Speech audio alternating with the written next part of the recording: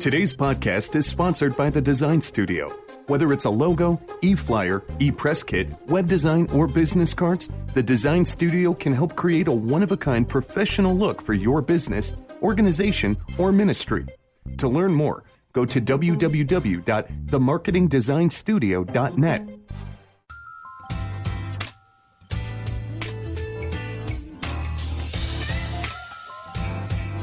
Hey, I'm Pastor Tabitha, excited to welcome you to today's conversation. We're talking today about health, wellness, and fitness. And I'm excited because we have with us Miss Esther Matus. Is it Matus or Matus? Well, it was Matus. I recently got married, so now it's Avant.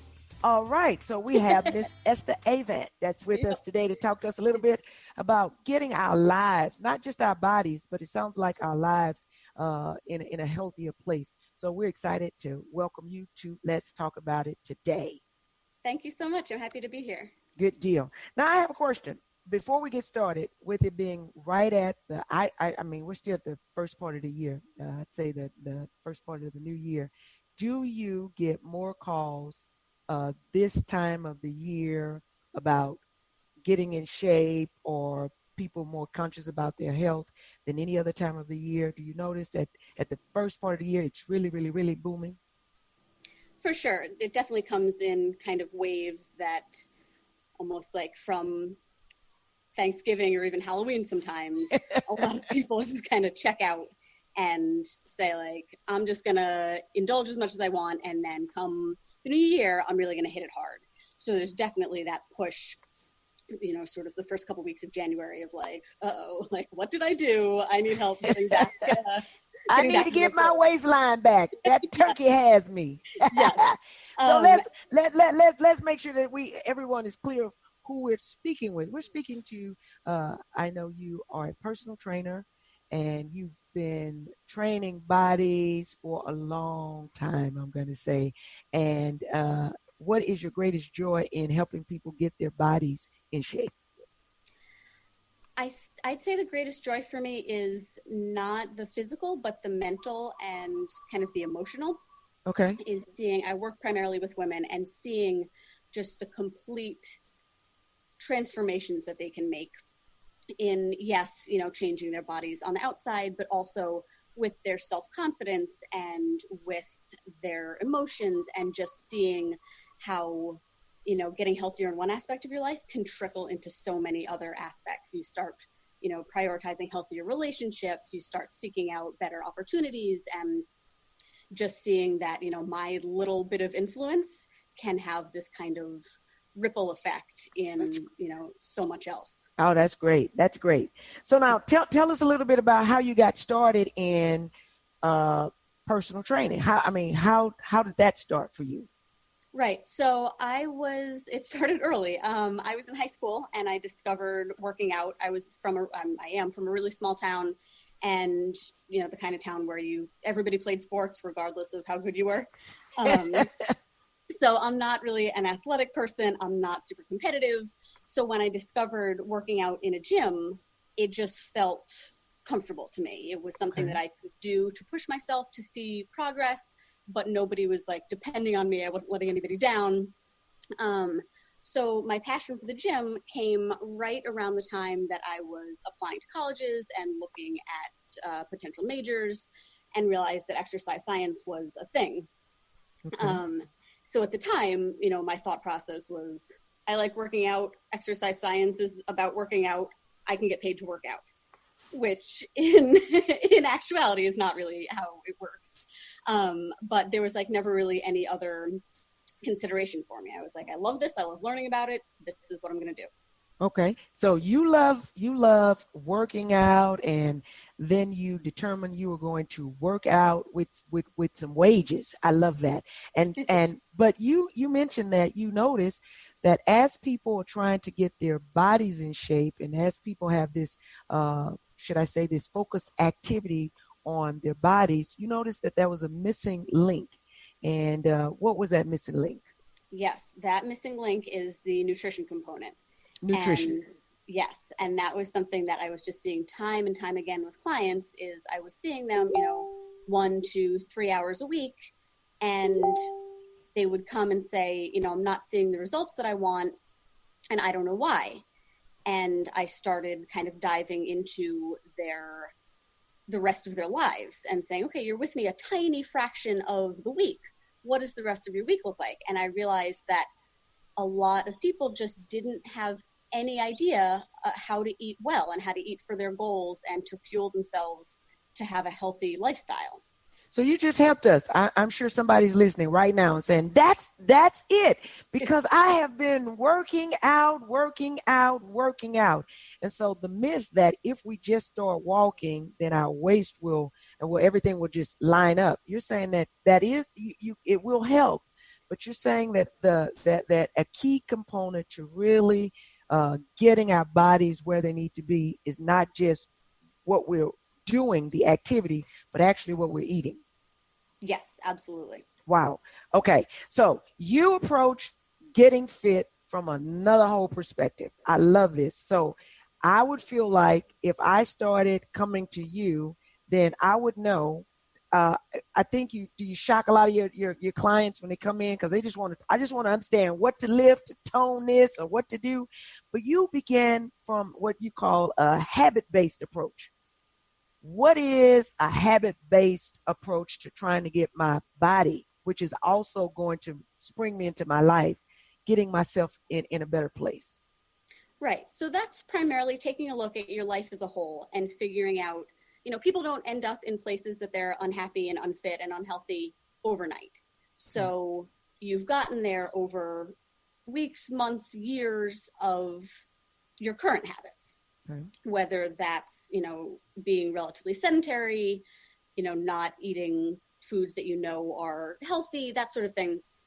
So rather than just throwing a new client into this total lifestyle overhaul where I say, you are only eating these things and you're working out this number of minutes per day and there is no two ways about it, I try to approach it from a more realistic standpoint of where are you right now? And what are the small steps that we can start taking that will get you closer to where you want to be? Because when you take the drastic overhaul approach, what happens most of the time is that it's short-lived. You're really gung-ho for, a couple of weeks or a month or so, and then something happens. Life gets in the way, you get burnt out, you're tired of it, and it doesn't end up sticking. Right. So the difference with taking a habit-based approach is that we figure out how to make it work for your lifestyle. So that might be a tiny change, like you mentioned, getting your steps in. If you have been completely sedentary, maybe it's as simple as walking for 5 minutes a day. And yes, maybe that feels like nothing, but it's the first step. And what you're doing by consistently doing that one small thing is proving to yourself that you can do it, that you're capable of making these changes. And that confidence makes you realize, okay, I can try another thing. Maybe I can try incorporating protein into my breakfast or something like that. Is that you're building the confidence to see, hey, this isn't as miserable or as hard or, right. As terrible as I thought. I'm going to stick with it. Right. And I think that is why we don't do better as it relates to really trying to address the issues that we have. One, with our bodies, that's really just a part of an overall, is because it seems like it's so big, it's so much that we got to do, and we can't fathom making this kind of change, especially with the habits that we have in place. And right. So you say start small. Start small. Just start small. And so in starting small, though, we have to make sure that we're aware and in touch. So it takes a little time to really be aware of how we're living in terms before we can really adjust some of the little small things that even if it's small, we still have to be aware of where the small right. adjustment needs to be made. So you got to be self-aware. 100%. And that's something, in coaching, we kind of refer to it as mindfulness or noticing and naming what's going on around you. But I mean, you nailed it. If you're not aware of your current situation, how can you possibly change it? Right. And that's something that's really where coaching comes in, is helping people find that self-awareness of, I'm not dictating how you should change your life. Right. I'm helping you realize how you can change your life. Right. Right. So don't get mad at the coach. You got to just work with the coach. I love that. It's not the coach's job to give you a plan. It's the coach's job to help you determine what your plan is and then help you with devising a plan to be successful for what it is you want to accomplish. I love that. So now listen, I have a quick question here. When we start talking about is it difficult for people to consider what the first small thing should be? Yes, because we have all these ideas in mind of what we should change. We've seen either in the media or from friends or, I started doing this and that's what you should do. Or maybe you do know I am in this unhealthy place because I have stopped doing A, B, and C and I've started doing these other things. There's no shortage of possible things to change. Right. And the hard part is sort of figuring out how to number them. And instead of trying to take it all on at once, figuring out, there's kind of two approaches that I take with clients in that regard. And that one is like the log jam or the big rock approach. And that what's the log jam? Yeah. So that's like the one change that you could make that would help a lot of other things fall into place. Okay. So that might be a bigger undertaking, but you just know that by overcoming that big hurdle, so much other stuff is going to fall into place. Okay. So that's one approach. And then the other is the low-hanging fruit. Now, low-hanging fruit. Yeah. So that one is like the easiest thing. Okay. That you're like, this would be a no-brainer. I could start drinking 2 cups of water a day. I know for sure I could do that. That would be easy. And that's more of like the confidence building habit of you do that for a couple of weeks and you see, okay, now can I go for a little bit higher hanging fruit? Right. So that depends a lot on the person, their personality, their situation, which approach they want to take. Right. And now, so what I'm hearing you say though, is this is very personal. So we can't come in or we cannot try to devise a plan that works really well with somebody else's life and somebody else's body and situation. Take that and just say, this is what I need to do. We must remember that it's very personal and we must be aware of our person and our activities and our habits so that we're able to realistically come up with something that works for us and gets the end result that we're looking for. Yes, that's exactly it. That, it's kind of the default is people want kind of a cookie cutter, like just tell me what to do and eat and, and make it better.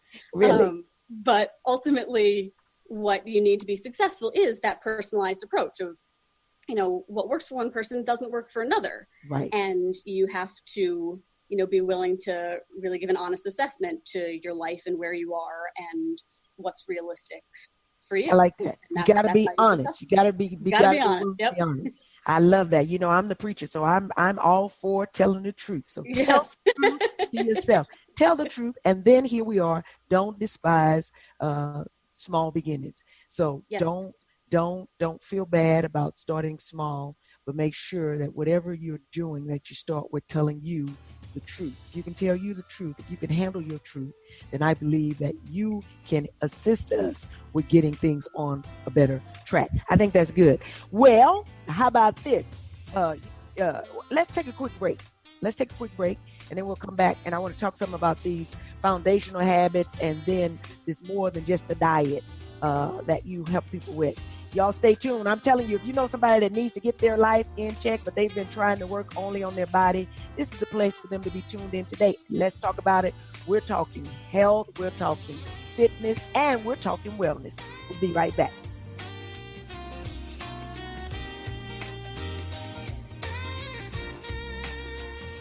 This is FlowRadioNetwork.com. Great day. I'm Pastor Tabitha, and I'd love to have an opportunity to connect with you on Wednesdays, 12 noon, right here for your Wednesday Word with me, Pastor Tabitha. You tune in, tell a friend. I believe we'll all get the strength that we need to live life on purpose with power. I love you in Jesus. Looking forward to seeing you right here on Wednesdays, FlowRadioNetwork.com. Tell a friend. Tune in. We'll see you Wednesday. Thank you for taking the time to download this iFlow podcast powered by Flow Radio Network. To search for another podcast, you might enjoy going to iflowpodcast.com. You can also find us on iTunes, SoundCloud, Google Play, and Stitcher Radio. iFlow by Flow Radio Network. We are the power podcast that changes lives by the download.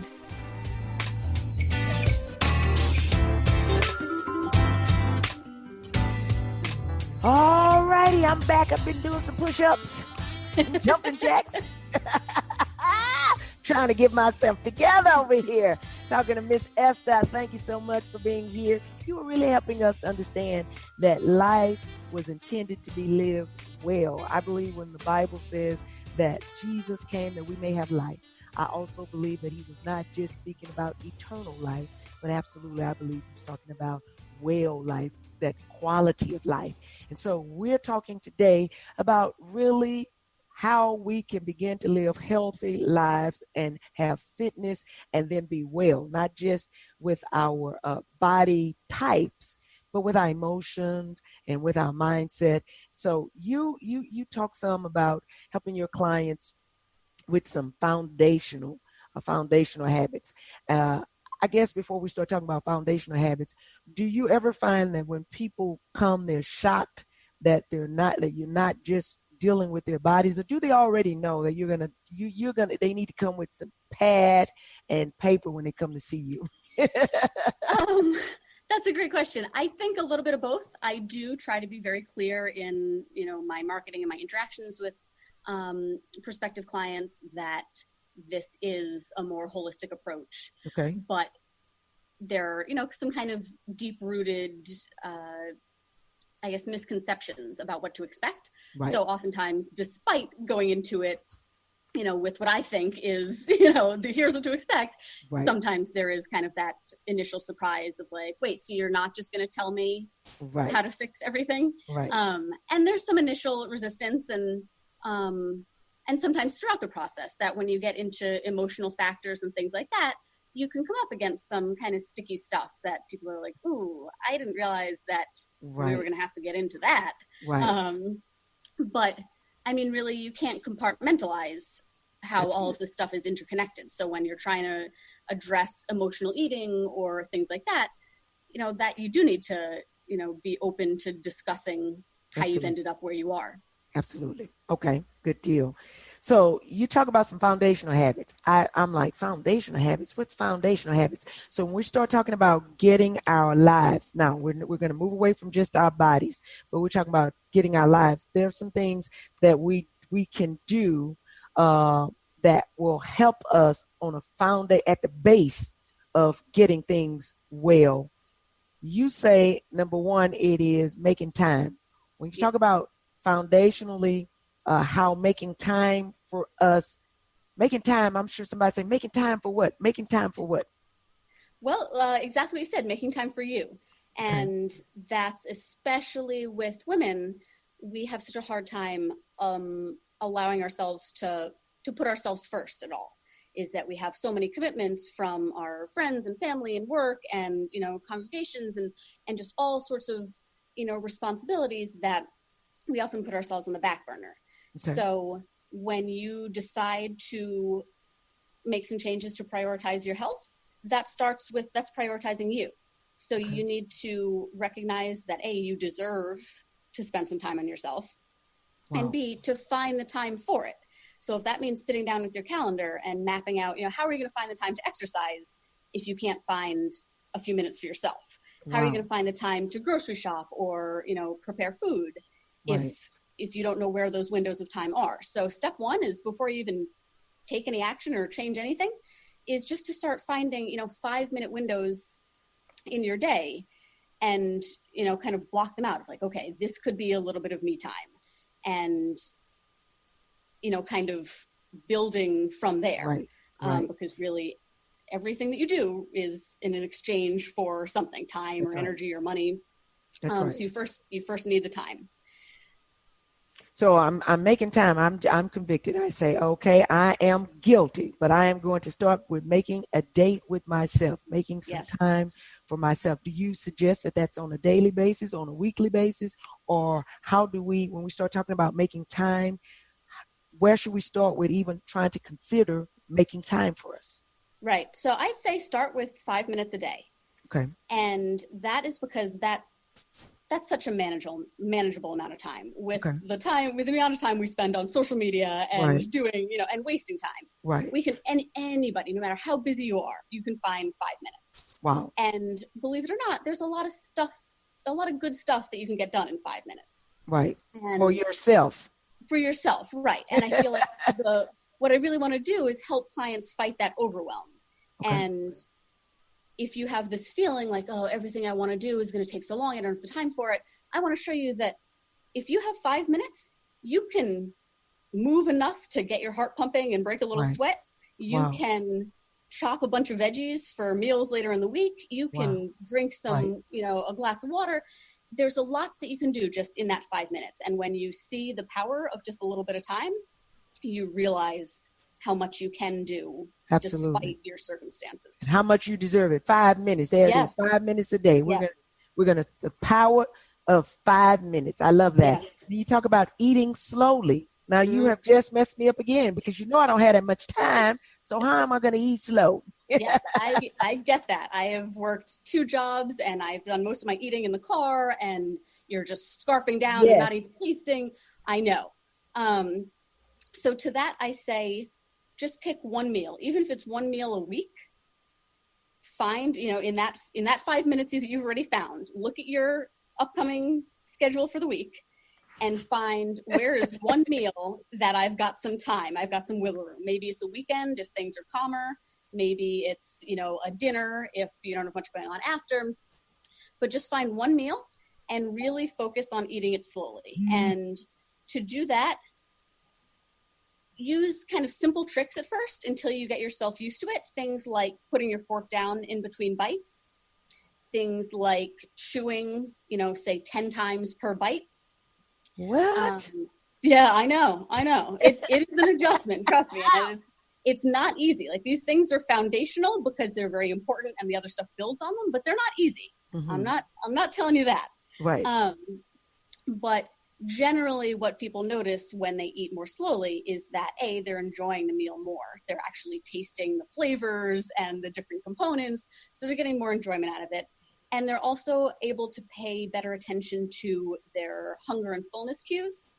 So instead of just eating whatever's in front of you and stopping when it's gone, now you're realizing, you know what? I think I'm getting a little bit full. Maybe I'm satisfied and it's time to stop.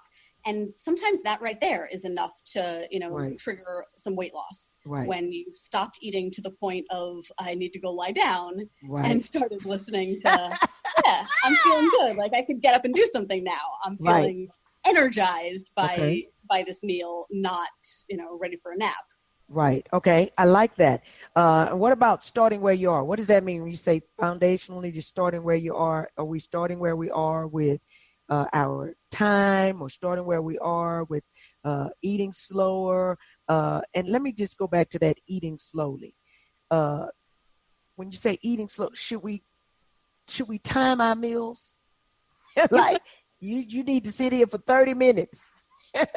That is an approach that some clients take, and that is beneficial for some people. I would say 30 minutes is probably pushing it.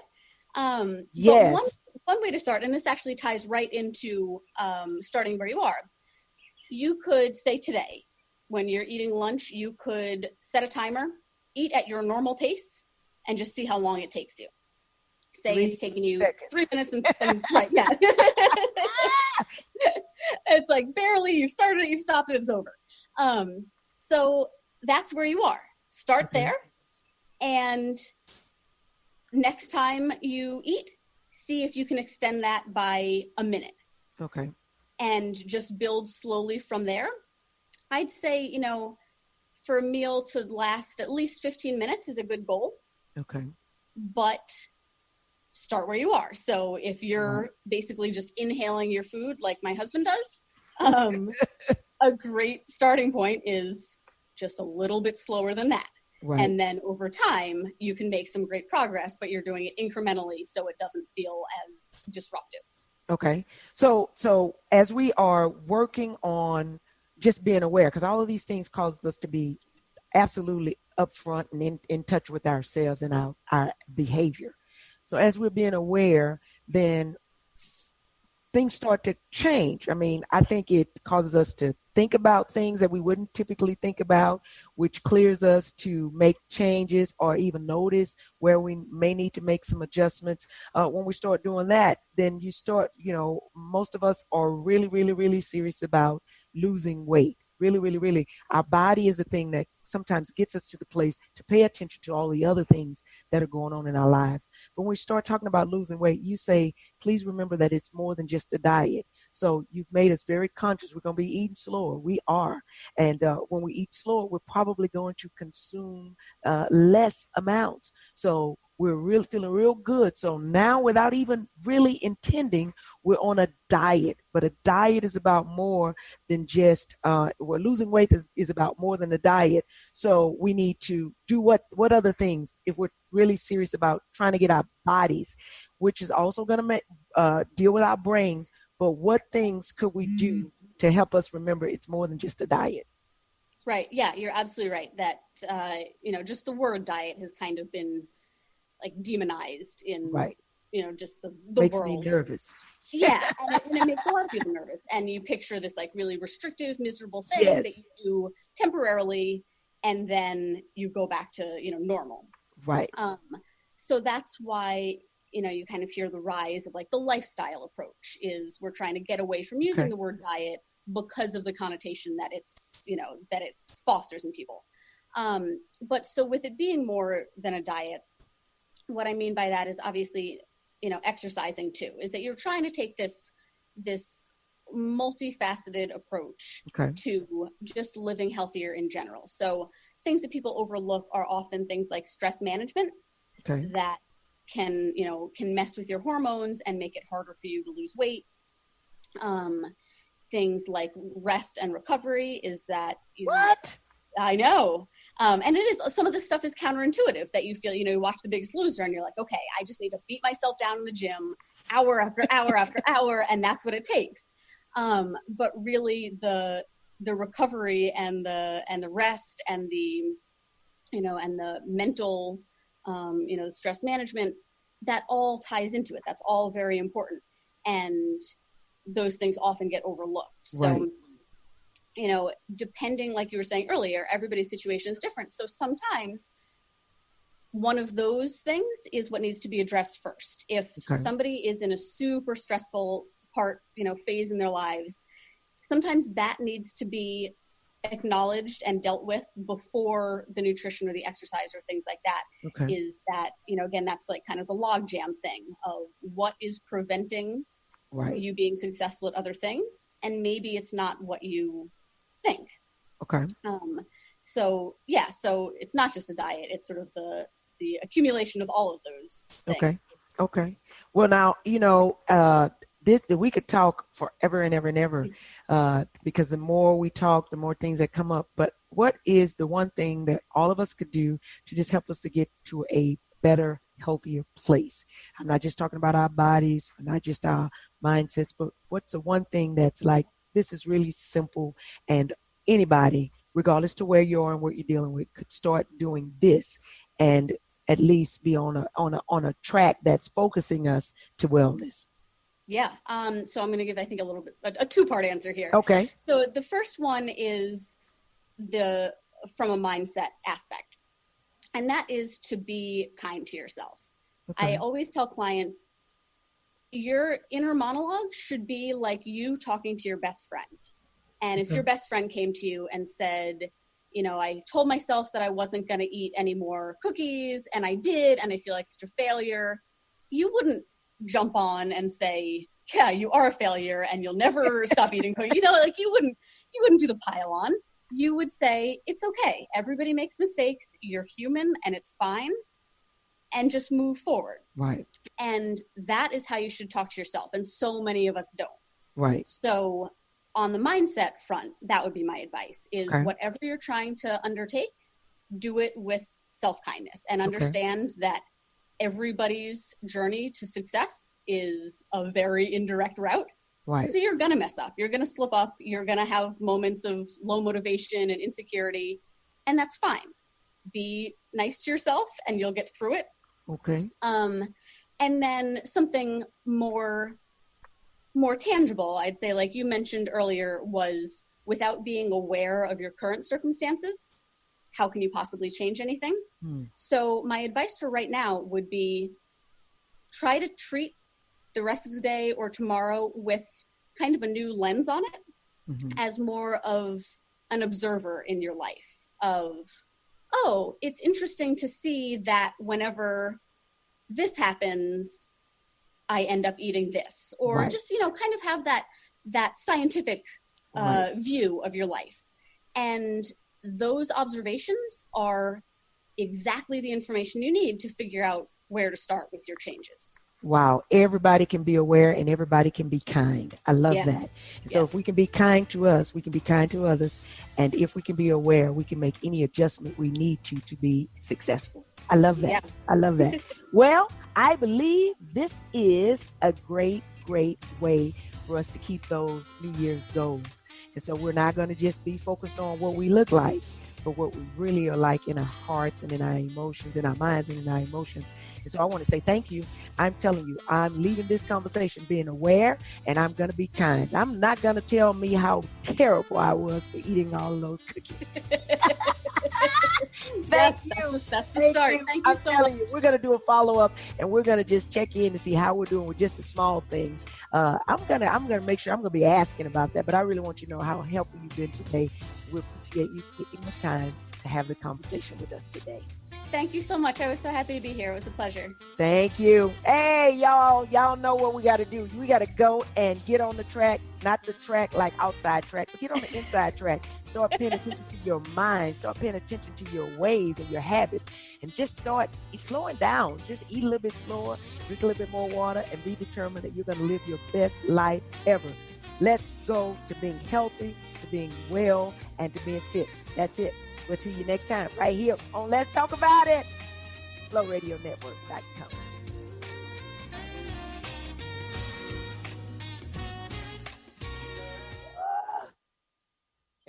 That's good stuff.